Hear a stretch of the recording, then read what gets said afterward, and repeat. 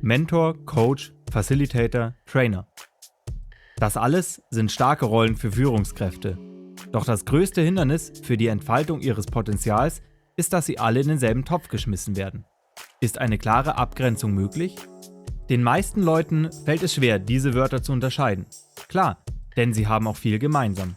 Alle beschreiben Aufgaben bzw. Personen, die nicht direkt an einem Produkt arbeiten, sondern eher unterstützend mit dabei sind. Sie alle beschäftigen sich hauptsächlich mit Menschen und erfordern daher auch ein gewisses Maß an Empathie. Und es sind alles Dinge, die man von einer guten Führungskraft erwartet. Aber was unterscheidet die verschiedenen Begriffe nun?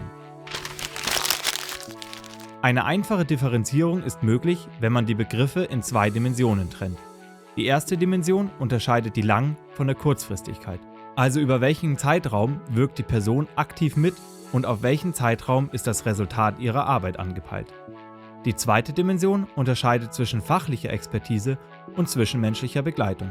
Nun müssen wir nur noch die Begriffe Mentor, Coach, Facilitator, Trainer und den Konfliktnavigator in diese Dimension einordnen.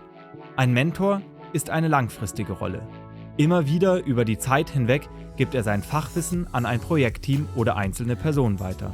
Also ist er auch auf der Expertenseite einzuordnen. Viele Unternehmen geben neu eingestellten Mitarbeitern einen Mentor an die Hand, der schon länger in der Firma ist. Ein Mentor hat in diesem Fall Fachwissen über die Firma und erleichtert somit dem neuen Kollegen den Einstieg in die Firma. Der Mentor kann seinem Mentee in seinem Fachgebiet Antworten auf fast alle Fragen geben. Ein Coach richtet sein Handeln auch langfristig aus und begleitet seine Coaches auch über einen längeren Zeitraum.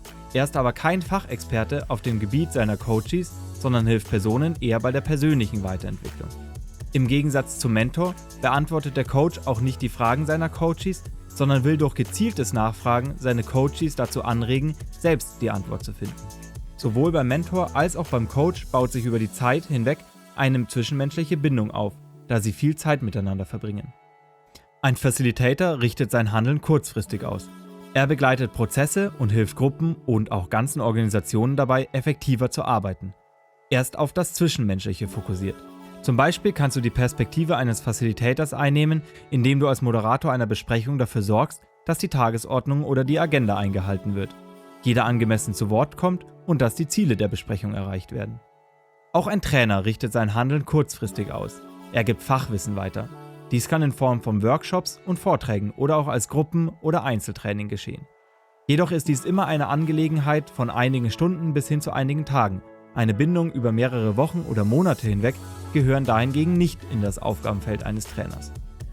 Spannend ist bei dem Modell auch die Einordnung eines Konfliktnavigators, denn auch das wird von Führungskräften erwartet.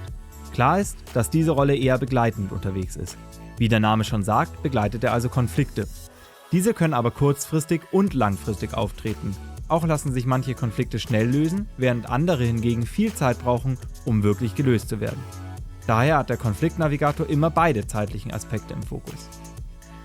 Nun haben wir die Wörter klar voneinander getrennt.